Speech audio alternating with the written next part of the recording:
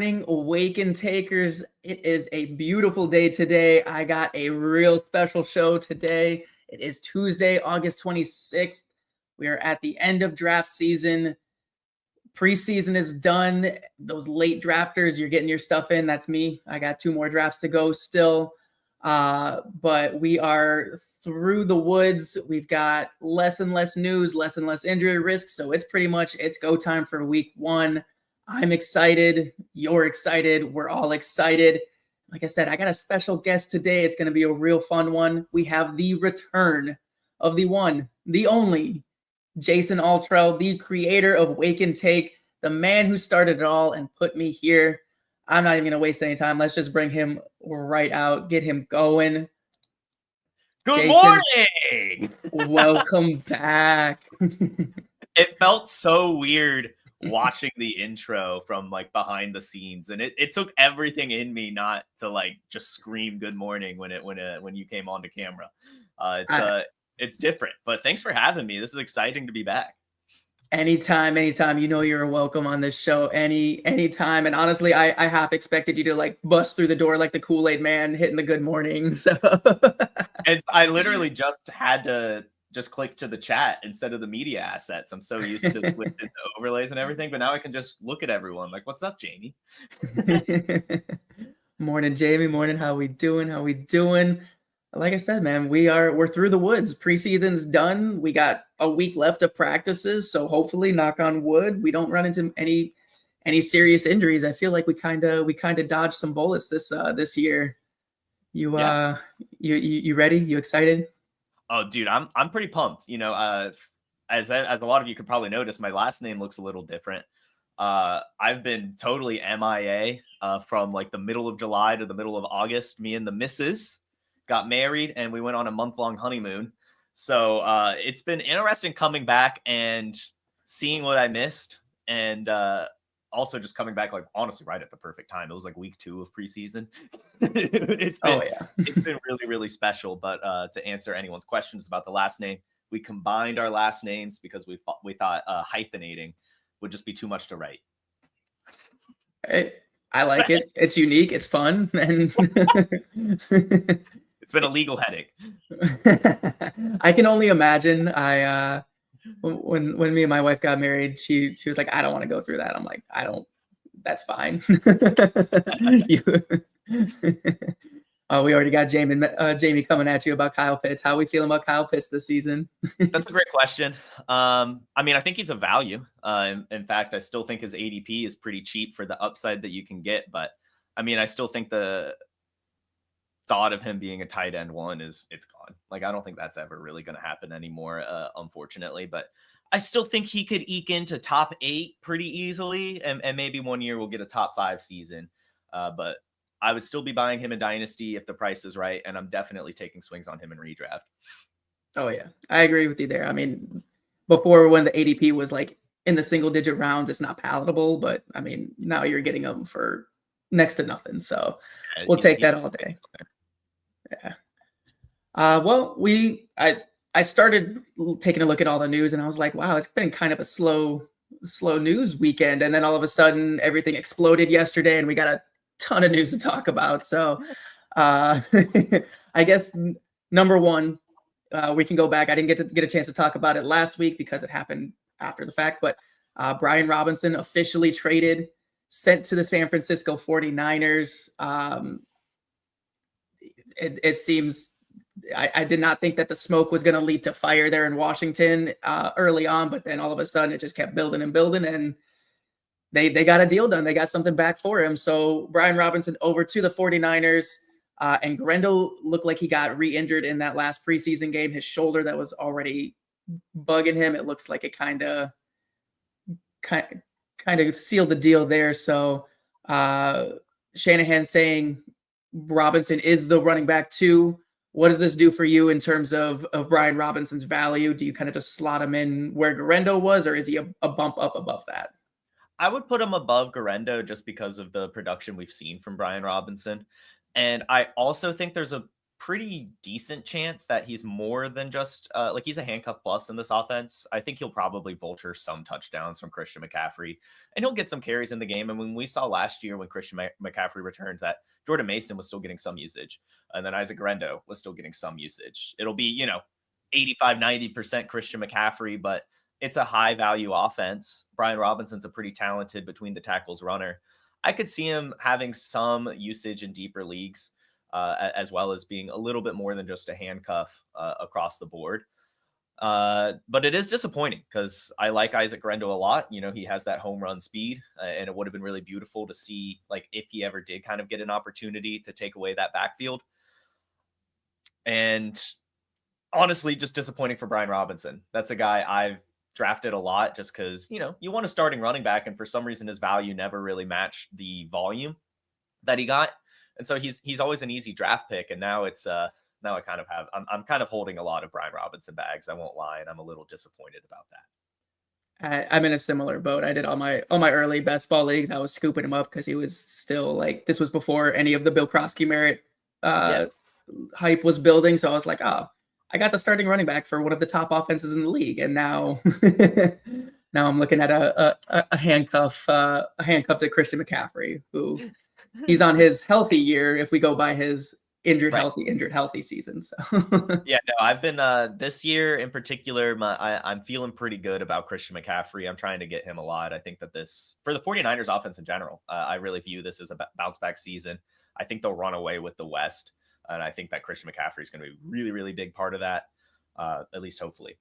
Yeah, and we have not seen the type of consolidation in San Francisco that we're going to see this year. Right, it's going to be nasty. I mean, no Debo, right? No Debo, yeah, no Debo, no Ayuk for a good chunk, and then next piece of news here: Jauan Jennings, still holding out injured, whatever you want to call it, with the calf strain. We've seen a lot of contracts a lot of teams and players come to terms on contracts just yesterday. Jennings was not one of them, though, and he's still dealing with a calf strain. I'm not sure what kind of legitimacy there was to this post, but someone was saying San Francisco might just throw him on the IR just to kind of it seems like fighting fire with fire in terms of the fake injury negotiation tactic. I'm not sure how much I really believe that. I do think that Jennings gets something done, but at the same time, we're 9 days away from the season. So it's getting kind of shaky over in San Francisco in the wide receiver room. And in general, they're ravaged by injuries, real or fake. So with no Jauan Jennings, I know on my very first episode, you said that you were leaning very heavy into the Ricky Pearsall side of the San Francisco offense, even trading away Brandon Ayuk for Pearsall. I got to feel that you're only feeling more strong about Pearsall. And how big are the Pearsall bags in your leagues right now? They're getting, I've got him in any league that I could have gotten him in, really. And I've been trying to get him in redraft. It depends kind of on my team makeup, but I do have him 9 spots above ADP right now, 18 spots above Jauan Jennings.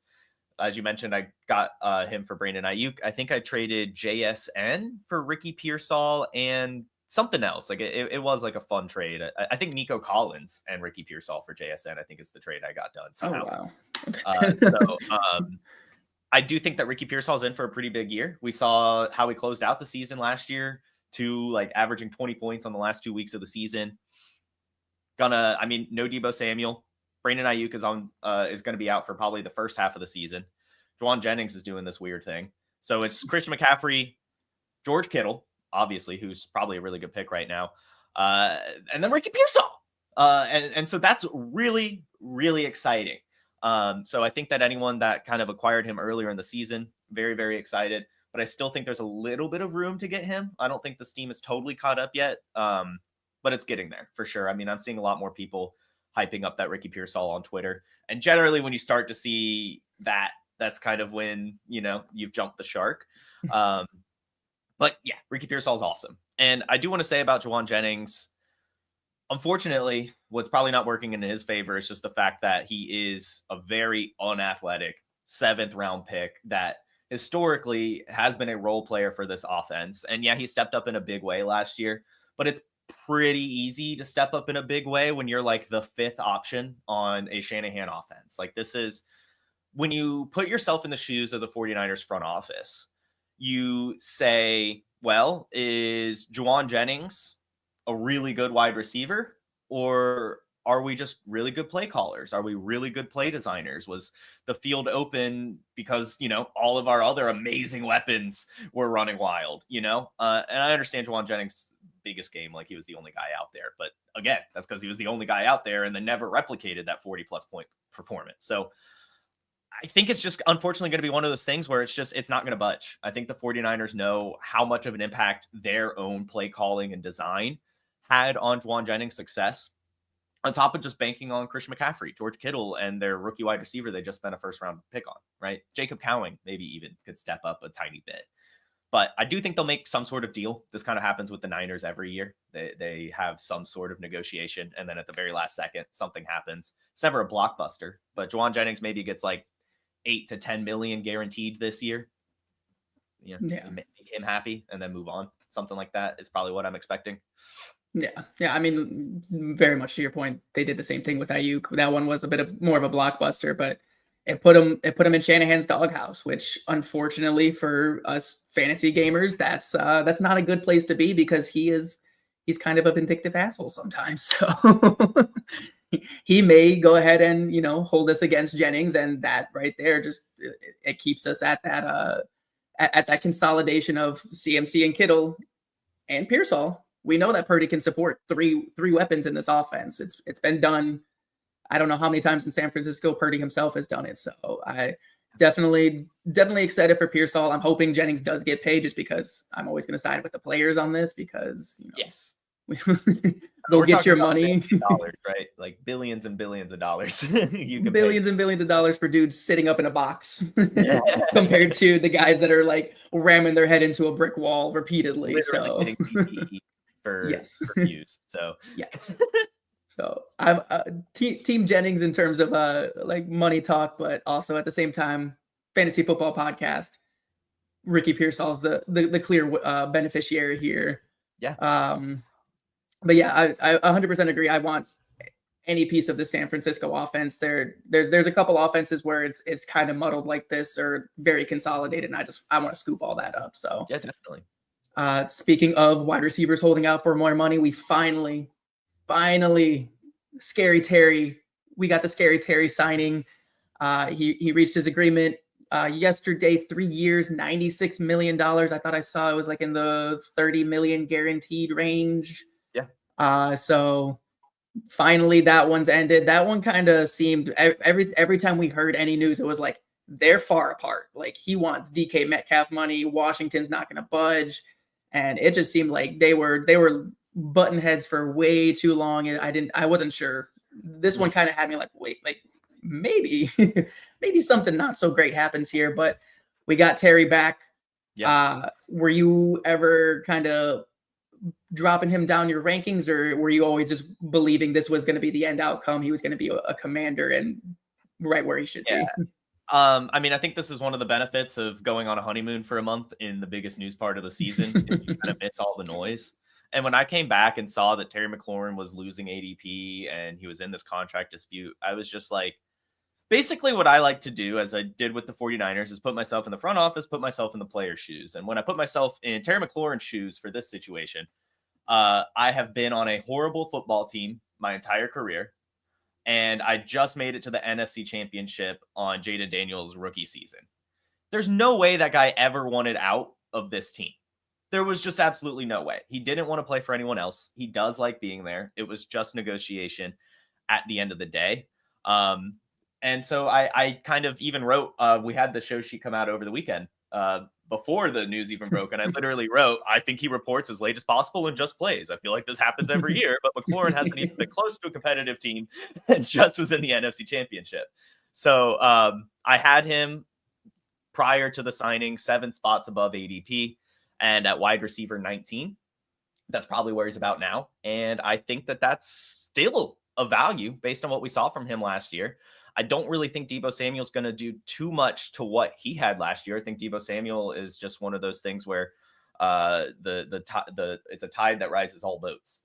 I think is the saying. I think Deebo Samuel's going to get a ton of volume, and I think Terry McLaurin's going to have the same amount of volume or more as he did last year. So I'm scooping up those Commanders right now, especially those pass catchers. Yeah, I hear that. I honestly, I was fading McLaurin early on. The holdout, the touchdown rate, yeah, everything had me like he ballooned up after last season, which deservedly so. He scored a ton of touchdowns. So, but he was someone that I've kind of cooled on. But with the ADP drop, I'm hoping that it sticks a little bit longer. I hope some people are still slow to jump back on the Terry boat, because where he's at now, I can take that. I feel like he's right around his floor anyway. So I'm back in on Terry. I'm not afraid to change my position with new information here, but I still think Deebo is a value. I mean, he's another guy where he's not going crazy high ADP, and like you said, Jaden Daniels is a tide that rises all boats. And I would like to talk about this just for a second, if you don't mind. Please. I know, so we're talking about the Commanders, and there's one player in particular that's gaining all the hype for the Commanders, and that's Bill Krosky-Merritt. Are we so sure that Deebo Samuel's not going to take running back snaps? Are we so sure of that? Because he did that in San Francisco all the time. Austin Eckler is still there. So I'm definitely not going to be one of those people that's going too overboard for Bill right now, even as fun as the hype seems. I don't think it's going to be as good as we're hoping it is currently at cost, unless an injury happens. And I wouldn't be surprised if we see Deebo back there more often than not. I think like you said, I think he's a really fun player to take a swing on right now. Yeah. No, the Bill Krosky-Merritt, it's gotten a little out of control. I feel like we saw the initial reaction where he jumped all the way up, and now it's kind of settling back in to where I could see him going reasonably in the handcuff plus range of running backs. I feel like that's kind of where he belongs, because I don't think he's going to be a bell cow back. Like you said, Eckler's there, Deebo's there, Chris Rodriguez is there, who was running with the ones and got to see the bench when the starters got to see the bench. They still want to see what Bill Krosky-Merritt can do. So I do think that the Bill Krosky-Merritt's gotten a little out of control, but it definitely it leaves some ambiguity here in this offense behind Terry. So you can get some values on guys like on Deebo and Rodriguez, and even Eckler. I still think Eckler's a sneaky value. He's not going to be a league winner type guy, but in deep leagues, you could throw him in the flex. Yeah, for sure. I mean, and maybe more. I don't know. I mean, especially in PPR, I mean, he was getting some 20-point games last year. And outside of his miserable playoff performance, looked pretty good during the season. So I don't know. I'm curious. Okay. Top offenses, ambiguous backfields. Those are pretty good things for fantasy football to take advantage of. So we got another surprise yesterday. One last surprise of wide receivers holding out. Out of nowhere, Jakobi Meyers requests a trade from the I almost said Oakland, Las Vegas Raiders. And right behind that, Amari Cooper comes and signs a 1-year deal with the Raiders. So this is one that maybe there's some fire behind the smoke that's starting to build. I honestly, I didn't see this one coming. I thought Jakobi was kind of locked in as the veteran wide receiver one. Obviously, we know Brock Bowers is there, Genty is there, so he's not the identity of this offense, but he was very much a main pillar of stability for. I mean, they had Aiden O'Connell last year, and now they got Geno this year.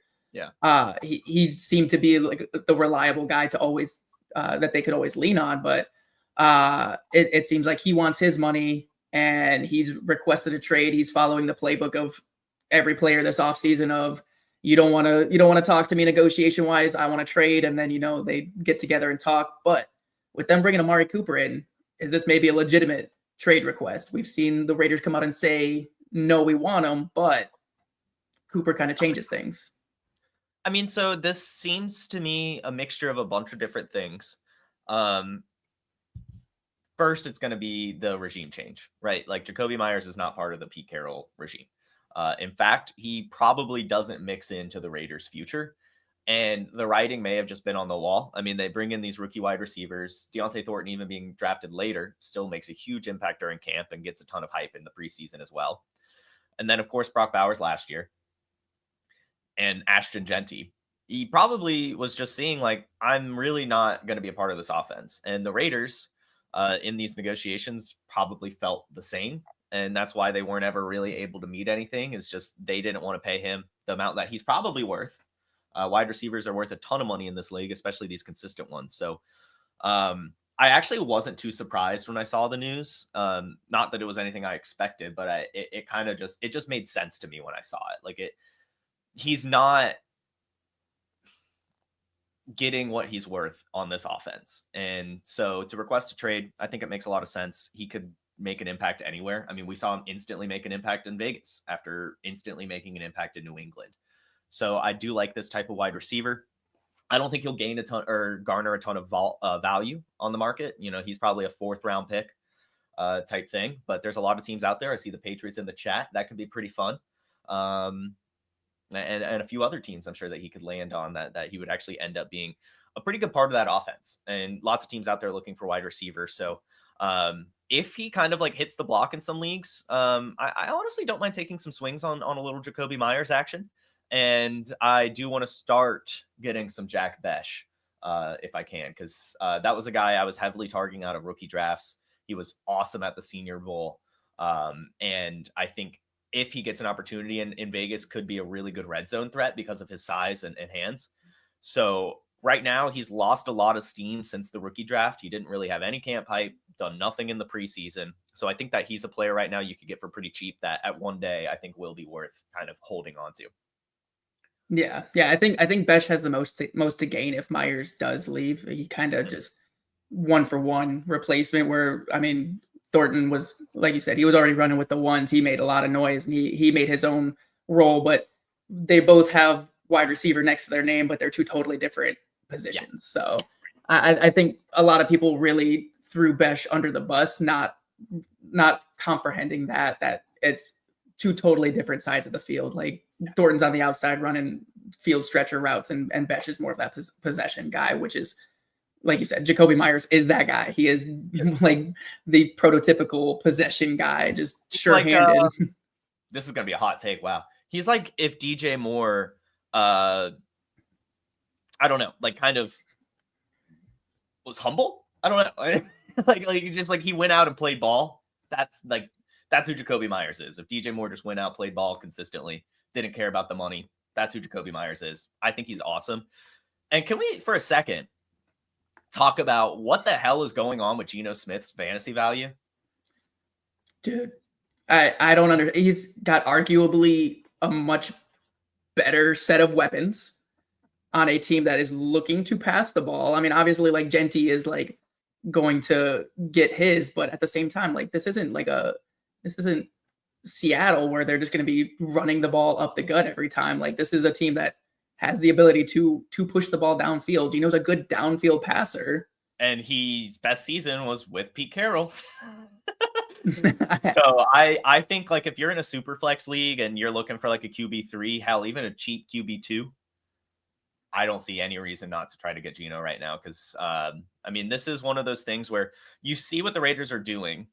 Pete Carroll's not the long-term option here, but they brought him in to establish a culture and to try to get this team back on the right track.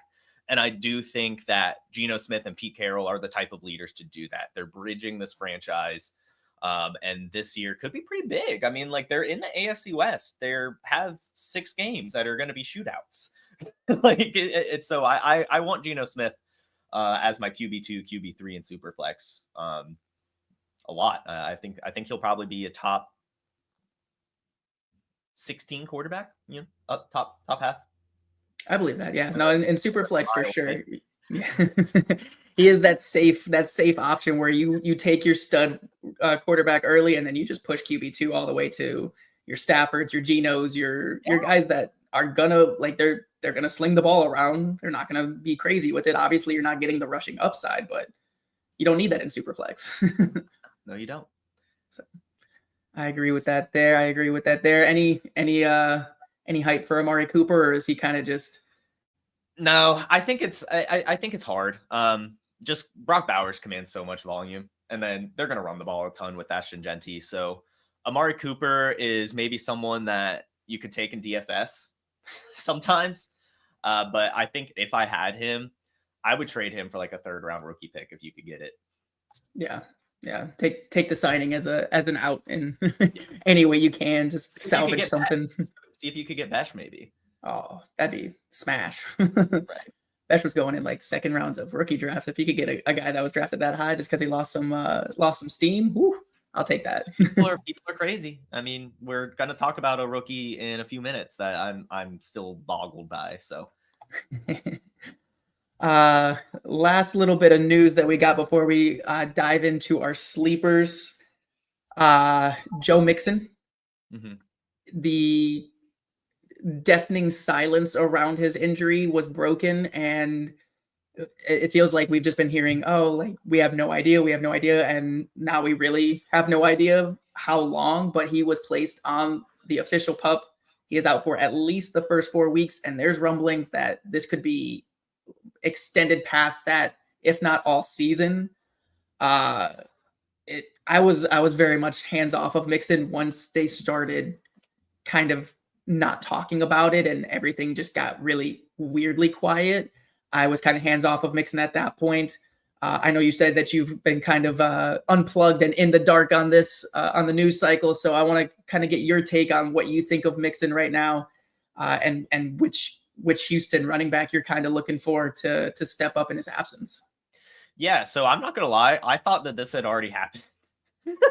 Like I legit thought that this has already happened. And that happens a lot to me in my life where I've like just totally imagined news stories. Like I thought Sade died in a plane crash 20 years ago. And then I found out Sade's still alive. So sometimes I just make up things. And I saw this headline yesterday and I was like, did this already happen? So cool that we have the officialness of it. I am not touching Dameon Pierce with a 10-foot pole. He has had years and years and years and years and chances and chances and chances to make an impact, especially with this coaching staff. And it's just happened time and time again where he's been beaten out by some jag. So it's Nick Chubb. You guys remember last year, even I didn't give up on Nick Chubb on the Browns. I was like, it's Nick Chubb. So I still think, I'm never going to bet against these world-class athletes. I made the mistake like 3 or 4 years ago thinking Travis Kelce was going to hit the cliff. I just don't do it. Nick Chubb, he is a different animal. I think he's going to be awesome, especially if he is only expected to, be a big part of the offense in the early season. It's a foot injury for Joe Mixon. Generally, those are ones that linger, but I like the fact it's PUP. I think that I wouldn't be surprised if he's back week 5. So with that being said, if you have Nick Chubb, I wouldn't mind, obviously using him for the time being, but try to start to get out of him week 3 or so, week 2. And handcuff is Woody Marks. In fact, Woody Marks is more than a handcuff, I would say, just because of his pass catching ability. I think he is going to get a decent bit of volume on this offense. Just to spell Nick Chubb, maybe third down running back. And so Woody Marks to me is a really good value. He has some decent athleticism out of USC, like Marshawn Lloyd, a guy we loved a lot last year too. So I'm taking my swings on both of those guys, Chubb and Marks, just depending on where I am and my team makeup and stuff like that. Absolutely. Honestly, Chubb's ADP is still like bottom of the barrel. So you can get both of them, especially in 8. No, that's from last week. So I'm sure it's gone up a little bit, but that's just to me heinous. Yeah. We know one of these 3 guys is going to be the primary back, and it's right now Nick Chubb, and people are just dismissing it. Yeah, because he right 2 years ago. And as you said before, it's Nick Chubb. It's Nick Chubb. I don't care. And if you guys remember, the injury looked horrifying, but then it came out the very next week that it was a very clean tear and his surgery went off without a hitch. And we've seen these ACL reconstructions be totally fine this day and age. Like, I really don't think it's going to affect him this much this season. We saw he was a little slow last year, but this should be the year he starts to ramp up, and they're probably going to feed him. If they expect Joe Mixon, like they're probably keeping it tight-lipped a little bit just because they're a competitive team. They're the Texans. So we'll see. But I think we could see Nick Chubb getting a decent bit of volume right out the gate. Yeah, I definitely agree with that. And honestly, like we're saying, these ambiguous backfields, these good offenses with cheaper options late, you can go ahead and grab a a Chubb, a Marks on your best ball teams. My favorite best ball right now has been the rabbit draft over on Fast Draft. It's honestly 20 minutes in, out. You get your team. I think we're at like 70 something percent full now. So we got nine. Yeah, it's getting there. We got 9 days left to close it out. I think it's going to happen. But this could be a sneaky backfield, grabbing a Chubb and a Marks combo for early season and late season appeal to kind of make that final push to keep your whole point total rising. But I'm going to go ahead and toss it over to the Podfather real quick to talk a little bit more on the details of the rabbit.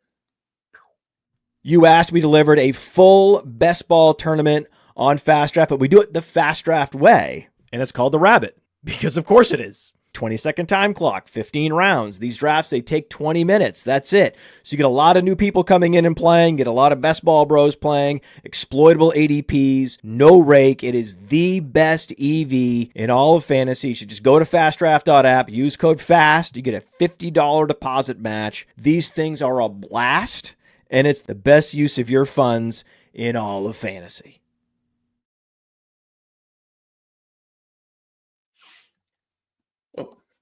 Whoa. Hello. There we go. Someone changed some settings on me there. But I think Jamie's got an interesting point in the chat here. He said it's the Mandela effect. You're jumping timelines. Yeah. I got to say, I'm very glad Sade is still with us. All right. I would say you got any more interesting timeline jumping headlines that you need to let us know? I probably do, honestly. You just need to start keeping like a journal where you'll wake up in the middle of the night sweating. You're like, I got to write this down. Yeah. It happens a lot. I will not lie. Like I there was one last year too. I was like, I thought this already happened. Doesn't matter. As long as you fill me in, because you apparently called Joe Mixon before it was official. So yeah, dude, I'll text you, man. I got you. I will take any type of any type of heads up that I can get. So I mean, we're at the end here of draft season. A lot of drafts happened this past weekend. Like I said, I got 2 drafts coming up. What about you? You got some drafts still to happen? 3 drafts coming? I've got Jamie. Actually, no, just 2. Jamie's Guillotine League. Shout out Jamie. And then my like friend's kind of home league that I took down last year. So gotta defend my honor. All right. So the only league I won was my free league with my friends. Hey, a win is a win is a win is a win. True. I got second in the guillotine, so I'll take that. Hey, that's good. That's tough enough to guillotine right there. So that's awesome.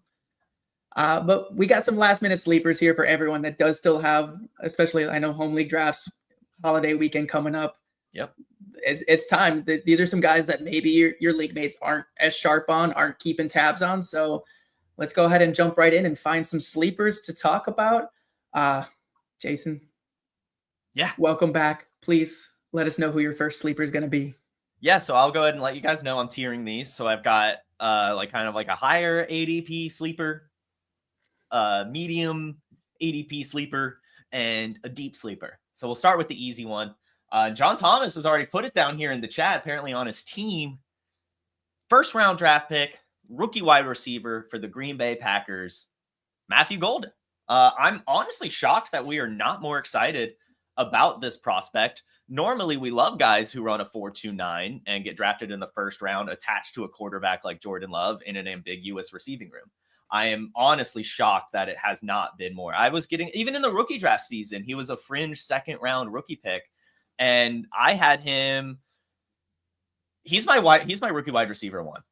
He is my rookie wide receiver 1.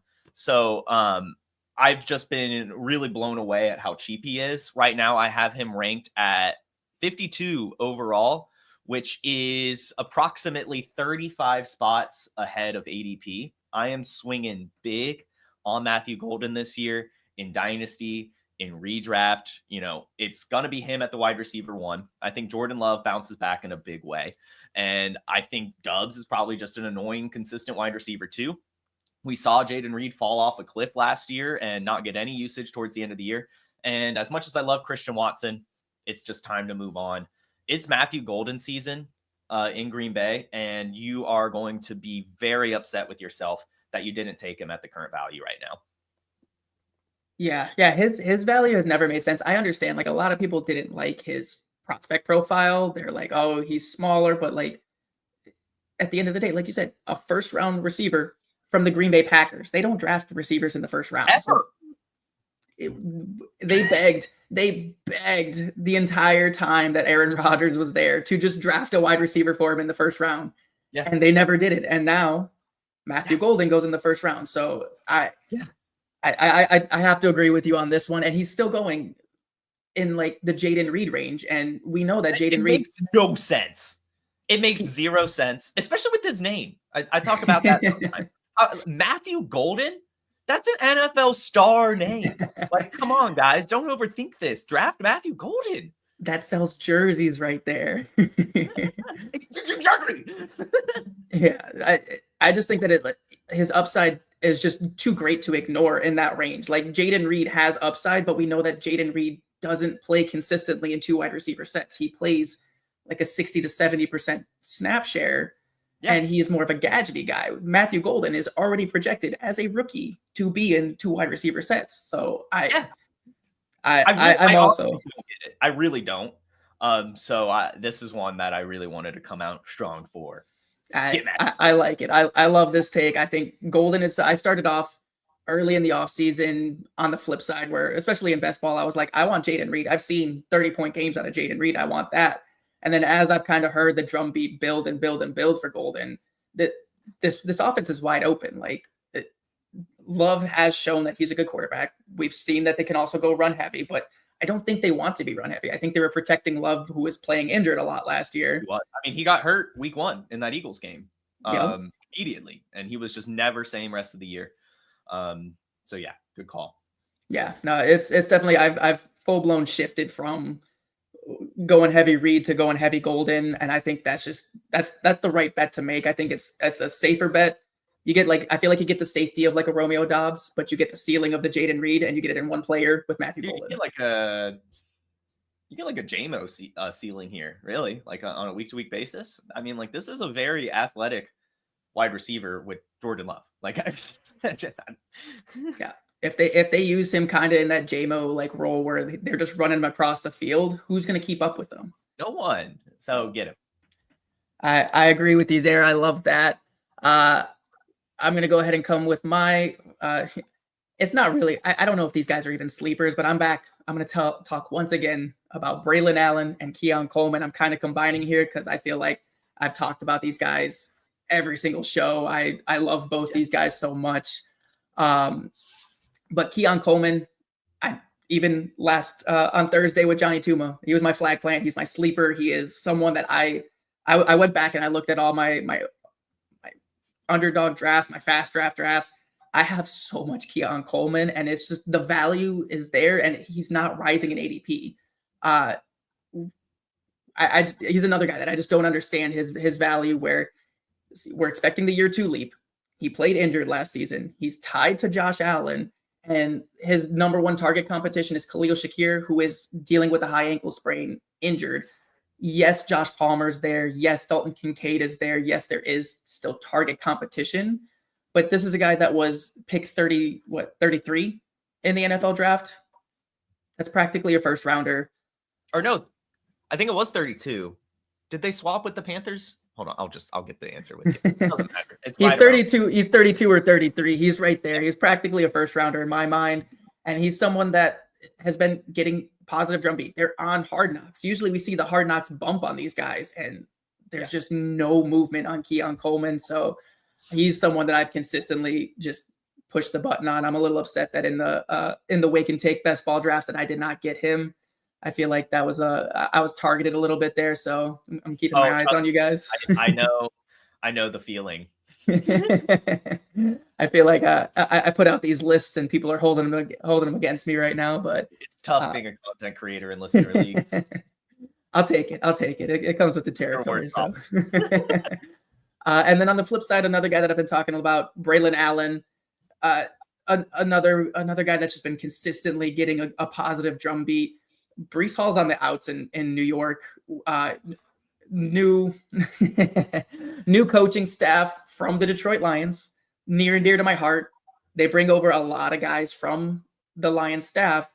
And so I can't help but draw these parallels to what I think that they want to do. And what it kind of sounds like they want to do is have a backfield like the Detroit Lions. You have your David Montgomery, you have your Jahmyr Gibbs, and Breece Hall's a great Jahmyr Gibbs. He's an explosive, pass-catching, elusive back with some speed. And then you have your David Montgomery, which I think is going to be Braylon Allen in New York. And I think that's still a valuable role for a team that may want to cover up Justin Fields a little bit more than they're letting on. We've seen it in the preseason. We've seen Allen taking like important touches that you would expect Breece Hall to be getting. He's getting mixed in all over the place. So he's really just someone that I've been taking. He's risen a little bit more into like a little high, but I think the upside is there, especially if a Breece injury happens. I think Braylon becomes the 1A immediately. Yeah. I think you're right, honestly. And I love Breece Hall, and I'm still unfortunately drafting him just because I have a very big problem being loyal to players until it's too late, a la Christian Watson, a la Kyle Pitts. Hopefully not a la Breece Hall. But I do like the Braylon Allen call. That is kind of what we're expecting with Glenn and the Lions. Like, well, he obviously watched Justin Fields tear apart his defense for years. No surprise he's bringing in Fields. And then Garrett Wilson can fit into the Amon-Ra role so easily. Mason Taylor can fit into that same Laporta role so easily. Braylon Allen, a stronger David Montgomery even. I mean, Braylon Allen's basically Derrick Henry light. So I like that call a lot. He is a handcuff plus, and we saw him last year. You know, the hype was there. Keon Coleman, I'll be honest, I want him in Dynasty. I think I'm still scared in redraft, and it's mostly like kind of basically what MV Prof is saying here in the chat. Just it is spread around. Josh Allen scores a lot of touchdowns. They just paid up James Cook. Like Dawson Knox still gets the damn ball there. So it's hard, but I do love the athleticism and I do love the potential with him. I think I'm just more comfortable in Dynasty keeping him on my bench until he proves me right, rather than drafting him in redraft and like putting him in my flex and then it's still just being Khalil Shakir getting everything. So it's one of those that'll definitely pay off. Me personally, I think it's a little too rich for my blood, but I respect it, Dustin. I respect it. That's fair. I'm not banking on another 18 touchdown James Cook here. I think it kind of skews back towards the passing game a little bit. Very valid. All right, so we got your early sleeper. We got your Matthew Golden, who it just doesn't make sense. You got him real high. Who is your mid sleeper? Yeah, and you already talked about this, so maybe you can like I poo-pooed your Keon Coleman a little bit. Maybe you can poo-poo my Quinshon Judkins, because maybe Jamie needs to clear this up for me, a resident Browns fan. But I don't get it. Obviously, again, I checked out the past month. I'm coming back in. I'm playing catch up, and I see all of the noise around Quinshon Judkins. And most recently, oh, he's going back to college. Do you know how stupid it would be for an NFL player to go back to college? I understand that the money's there, but it's also not really possible. What the loophole that they're pointing out is going to end up being a legal case. It's never happened before. The NCAA is going to fight it, and the NFL Players Association is probably going to fight it as well. So even if that's a decision he makes, it's not going to be clean. So it's just not even going to happen. Quinshon Judkins, the best decision for him, unfortunately, is to sign that damn contract and play ball, because he got very lucky to land on the Cleveland Browns, a run-heavy offense with a veteran quarterback kind of taking the helm right now with Joe Flacco. And then if it's not him, a rookie quarterback who also has to rely on the run game.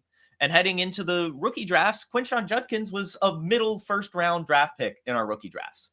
And his ADP has totally plummeted. He's outside the top 150 right now. He's not even in handcuff range. Like, it's like everyone is just expecting him to be gone. On a criminal case that I looked at, that's been dropped. He's not even facing charges. And we see time and time again, the NFL takes forever to do these things. We're still waiting on Rashee Rice. So I am totally capitalizing on the FUD around Quinshon Judkins right now, I actually have him 100 spots above ADP, right around Tyrone Tracy, Caleb Johnson, and Travion Henderson. That's what I think we should expect. And Quinshon Judkins, to me, my middle tier sleeper, he's going to play football. He's going to be an RB1 at least by like week 5. And we're going to get him. And speaking of the Bills, I literally just traded Dalton Kincaid for him in a dynasty league. Like, it just went through. So I'm putting my money where my mouth is. And I respect that, but I also got to respectfully disagree. This is obviously, I feel like you're right. The going back to college thing, that's not going to happen. It's very much in the same ilk as a wide receiver or even these defensive ends requesting trades. It's the rookie version of requesting a trade. He can't request a trade. He hasn't even signed a contract. So, but what scares me off of this is the fact that he's missed all of camp. He's been dealing with a lot of stuff off the field that is very clearly affecting his ability to focus about anything on the field. That stopped the Browns before. It has never stopped, but there also, I've seen that there's pushback from the Browns themselves waiting for some NFL disciplinary actions to come, which, as you've said, take forever. So if the Browns are even waiting for these NFL disciplinary actions, when does that contract get signed? Is it them just kind of strong arming him saying, hey, sign the deal we give you, otherwise we're going to wait until you get your punishment handed down, if there is a punishment, because again, charges were dropped. But at the same time, the NFL is just so inconsistent that I don't feel confident in it. And I feel by the time he does come back, by the time he gets up to speed, the Browns are going to be in shambles. We're going to be under flip-flopping rookie quarterbacks with Shador and Gabriel. They're going to be trying to figure everything out. And I'm just not confident in this run game, no matter who's in the backfield. So I think that when he does come back, it's not going to be Judkins is the only dude. I still think that the time that Ford and Sampson have been afforded to kind of build themselves into this offense, get the rapport with the team, with the coaches, with the quarterbacks. Yeah. I feel like it's going to be I think this is just a lost year for Judkins. I think it's going to be tough for him to overcome and really take over the backfield until 2026. I think that's fair. And I think that's why you should definitely be scooping him in Dynasty. But I think you're right in the fact that even when he does come back, it'll be slow. But I think by like week 8, worst case scenario, this dude's full steam ahead. Like, this is the guy best comparable to Nick Chubb, 82nd or higher percentile, every single workout metric. And, 36 overall pick. Like, the Browns wanted him bad. And he's not, his holdout was because he wanted a fully guaranteed contract, which is just unheard of for a running back anyway. So I think that, today's a big day, right? Today is the roster cut down day. If he makes that 53, Quinshon Judkins' ADP is skyrocketing. Like, I think a lot of the doubt is going to be gone if he makes that final roster. So if you're feeling risky, I do think this would be a fun one. And I think that this is one of the ones in that kind of range that could pay off the most if it works out. That's fair. It is. If he does come back, if he does get up to full speed in that week 8 timeframe, that's kind of when you want your guys to be hitting their groove. So he could be anywhere from a completely lost year where I'm taking him, and then a league winner playoff hero for you on your side. So big swing there. We'll see how it plays out this season. I don't mind being wrong. Yeah, no, I don't blame. I mean, there's a lot of running back value this year. There's almost it's almost all like split backfields. And I think that's what's kind of drawing me to Judkins is I think if he does come, like, this dude's owning that backfield when he becomes who he should be. So that's why I'm kind of like, I'm just really scratching my head at why we're fading him as much as we are. I get some fade, but even like Brian Robinson, right? Like, Brian Robinson's being taken before Quinshon Judkins. Yep. Brian Robinson's signed to a team. Whoa. I don't need your facts and logic. unless you had some type of Mandela effect where you saw. Yeah, dude, I swear he signed a 4-year contract worth up to $31 million like 2 weeks ago. All right, never mind. I'm gonna flip back over. I'm going a little bit deeper on these next ones to match your deeper cuts here. This is a wide receiver that we saw starting to break out. last season, and then he tore his meniscus. It's Rashid Shaheed. I'm not overly. This isn't a guy that I'm super excited to go out and draft. It's not someone that I'm like heavily targeting, but he's someone that is going very, very late. He is a very high upside swing. Yeah. He's going in like the 13th round, but Rashid Shaheed is one of those guys where he's kind of like, he's a big play type of guy. And honestly, the New Orleans Saints need something because this offense is Alvin Kamara is another year older. Chris Olave has been dealing with his own injuries, and this quarterback room needs some help, whether it's Rattler or Shuck. They need some help. And I think Shaheed kind of showed early last year that he can be a reliable target, even on those deeper passes. I mean, he had over 120 air yards per game last season in his 6 weeks. He had 50.3% of the team's air yard share in the games that he played, which is just an astronomical number. I mean, it was number one in the NFL last season. And he's just someone that I think the injury really just made everyone forget that he was breaking out. He was having a good year. He was someone that was Derek Carr's favorite target. He was out targeting Olave sometimes, and just I had Olave last season, and it was driving me crazy seeing Shaheed just be the first read. So I think that the gap between Shaheed and Olave is a lot smaller than we really realize. And right now you can get Shaheed in the 13th round of your fantasy drafts. Obviously, we need one of these quarterbacks to emerge and be usable. But I also think that this team is going to need to pass to win. And that's exactly what you're looking for with Shaheed here, is like volume with the upside ability. He's how many weeks removed from a torn meniscus. So I think that he's got a lot of upside. It's not someone that you're going to be starting week one, but I think it's someone that you take the late swing on, you wait and see. And I think that he can very much outperform his ADP with where he's going right now. Yeah, and you've walked me into a little pun. We're going with Rashid Shaheed. I like it. That's going to be their combo name when he's peppering him with 10 targets a game. No, I like this a lot, and I actually pulled up my rankings. I have Rashid Shaheed 46 spots above ADP, so I'm actually right there with you. This is a type of player that bad quarterbacks love, as we saw with Derek Carr. Like Shaw's going to be taking those shots. Rattler, if he for some reason ends up back there, he's going to be taking those shots. And Rashid Shaheed is more than just a field stretcher too. We've seen him be a really, really good wide receiver, and still as a wide receiver too. We're talking about how close it is with Olave. Olave is still taking that number one corner. So I do think Rashid Shaheed is going to be someone that is a favorite target of whatever quarterback's back there, but it will be Shaw. And I think he'll, have some really good weeks, and I think definitely worth that flex range for sure. So good call. I'm with you 100% there. Appreciate that. Yeah, I even think of it as Rattler. We've seen Rattler be a gunslinging quarterback in college. Obviously, last year he got thrown to the wolves with a terrible offensive line and maybe one healthy wide receiver at a time. So I think that Rattler, even if he starts the season, he's shown the potential to push the ball down the field in college. We just need to see it in the NFL. And I think Kellen Moore as the head coach can kind of help facilitate that a little bit better than what they had last year. All right, let's see. I want to hear your deep cut. Yeah. So this one is another one I'm kind of scratching my head at. This is a player that I think the fantasy community has just basically forgotten about. Because if you were to tell me last year that you could basically get this player for free in any dynasty league, and probably on every single waiver wire in redraft, it's got to be Roman Wilson. Of the Pittsburgh Steelers fame, of University of Michigan fame.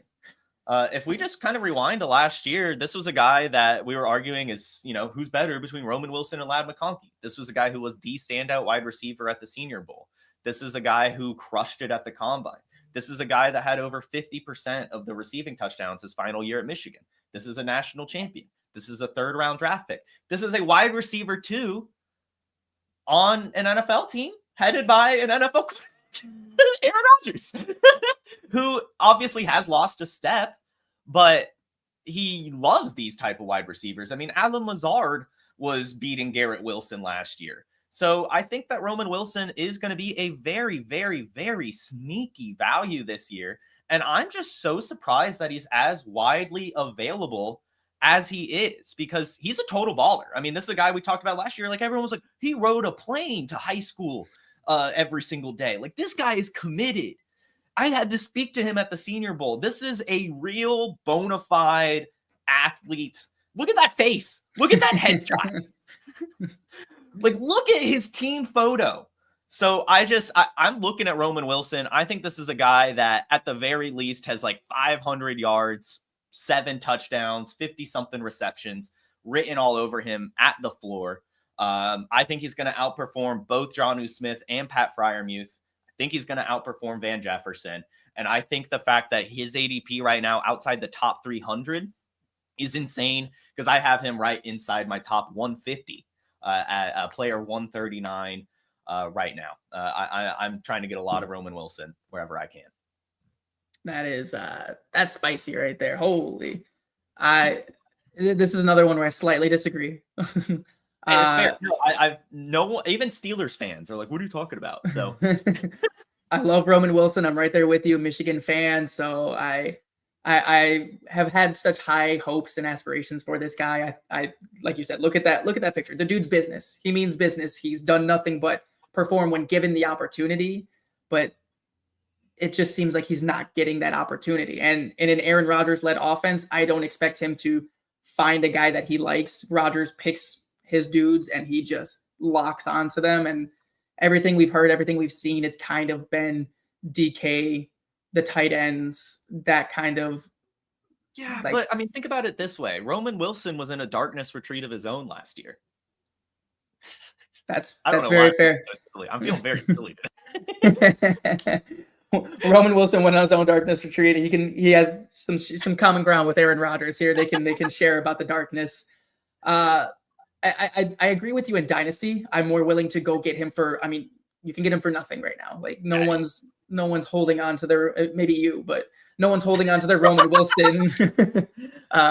Roman Wilson shares being like, these are my precious. Like no, like that's you can get him for cheap, and I do think that he can emerge as a little bit more of a reliable target. But in terms of like redraft and this season, I'm not quite sure that the Pittsburgh offense is even going to be good enough for the wide receiver to have those kind of numbers. Maybe a spike week here or there. And I do think that Wilson has the type of like profile. He's the type of player that can become dependable with Aaron Rodgers. But I just feel like he's got such a high mountain to climb, and we haven't heard anything that points to that in the offseason. So it makes me a little bit worried. He is someone that I'll keep an eye out on the waiver wire for. If he does seem to be getting that traction with Rodgers, I'll go ahead and scoop him there. But he's not someone that I'm really looking to take, except for in the deepest of leagues, and then go scoop him in Dynasty. The last sleeper that I got is he's not even really a sleeper anymore. I feel like I thought about this, and then Twitter kind of did their thing. But Ollie Gordon for the Miami Dolphins is someone that I think maybe is still going to go late enough to where you can consider him a sleeper. But he's kind of sneaking in there as the RB2 right now for the Dolphins. They got a lot of injuries piling up. Devon Achane is still being held out precautionarily. And Jalen Wright just picked up an injury, so he was already not performing well. Ollie Gordon was looking better than he was in the preseason, and then he gets an injury. So this is a guy that I think he had some off-the-field issues at the end of college, arrested for suspicion of like a DUI, kind of plummeted his stock there. He didn't perform well in college in 2024, but in 2023, this is the Walker Doak winner. He had 1,800 total yards, 1,700 rushing yards, and 22 touchdowns. Like this dude is a full-blown running back. Like he is a beast. And I think he just pairs really well. Like even with Achane on the field, he is very much still in play for between the 20 carries and maybe some goal line work. Especially Achane's already kind of injured. Do the Dolphins really want to be doing goal line plunges with Achane again? They've done it. They've shown us they'll do it, but do they want to? I'm not too sure. So I think that Gordon has value in kind of like a potential handcuff plus territory where he should be getting some work already. And then the upside with an already injured Achane and Jalen right ahead of him, already injured. I think that the runway just kind of open for Ollie to take the ball and run with it as we've seen that he can do in college. So he's a guy that I'm interested in. Do you have any interest in a handcuff out of Miami? Yeah, I do. And unfortunately, I mean, up to kind of this point, it was Jalen, right? But yeah, I mean, to your point, he isn't really staying healthy. And he honestly didn't really look that good last year either in his opportunities. And that was a player I was really hyped about. Ollie Gordon, I don't know why he was a 6th-round pick. You bring up the 2,000 yards. This is so important. Why I always talk about, like, put yourselves in the shoes like a season or two ago. Like, this is a guy that we thought if he entered the NFL draft was a fringe 1st-round pick. We were so excited about him. And so I just think, like you said, those off the field issues maybe hindered him a little too much. And yeah, he did take a step back at Oklahoma State last year, but that whole offense did. So it's like you can't really fault him too much. At his size, he's just perfect. 6'1", over 220 pounds, with the rest of the backfield frail and undersized. This is lining up for him to really be something on this offense. And it's not just, a big running back that can go between the tackles. He has profile, maybe a 4.6 speed shows not that, but we've seen Ramondre Stevenson, another slow, oversized running back, be extremely explosive. And Ollie Gordon, when I shook his hand at the Senior Bowl, Justin, I thought I had to go to the hospital. Like, I swear he broke my hand. It physically hurt me. This is a very strong dude.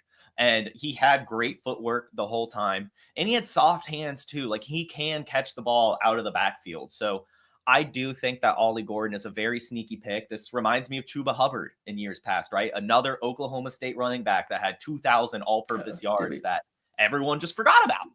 And then ends up, after a year or two, being really, really good for fantasy. And this is a really great offense for Ollie Gordon. If any injuries fall his way, I could see him obviously, of course, taking over the backfield.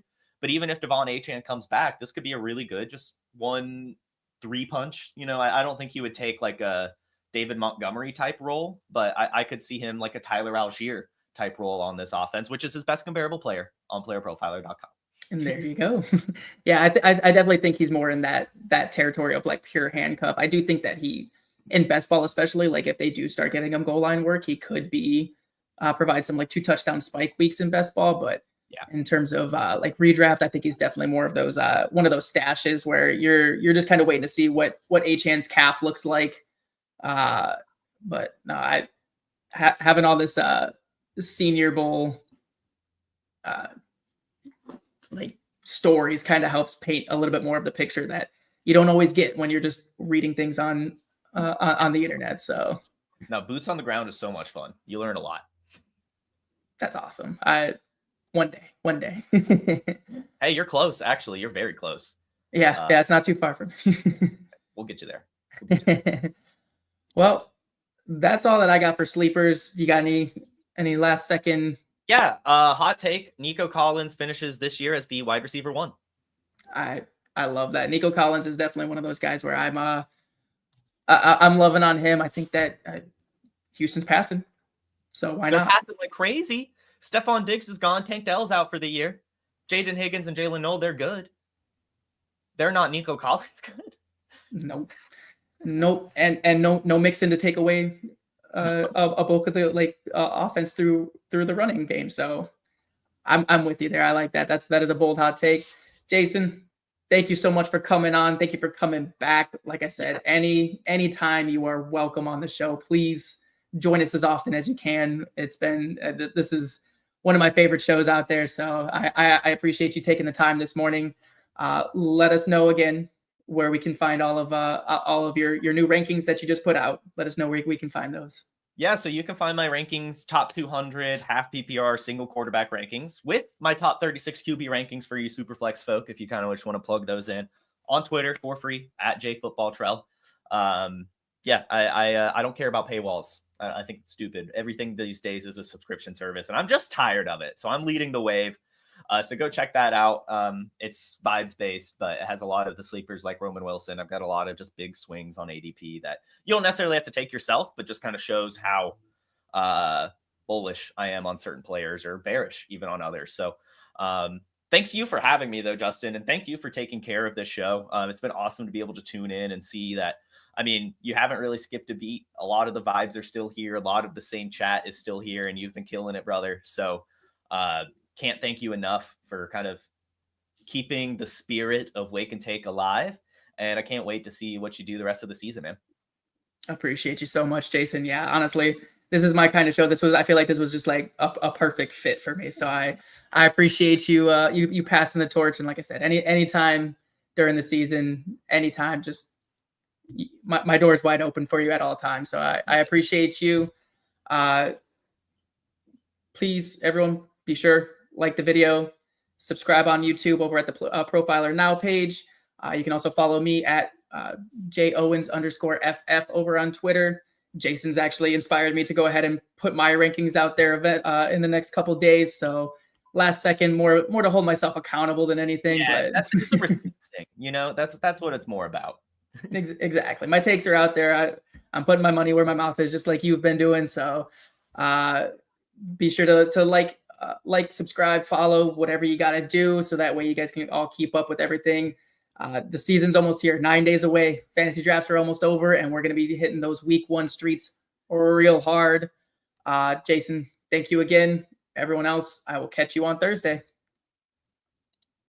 From the Podfather to you, I deeply appreciate you tuning in. And many ask, what can I do? What can I do to help support the hosts, the research they do, the production costs? Go to playerprofiler.com, Dynasty Deluxe, World Famous Draft Kit, Rankings, DFS Dominator, and of course, data analysis. Subscribe to any one of those, and you support all of us and take Player Profiler to the moon.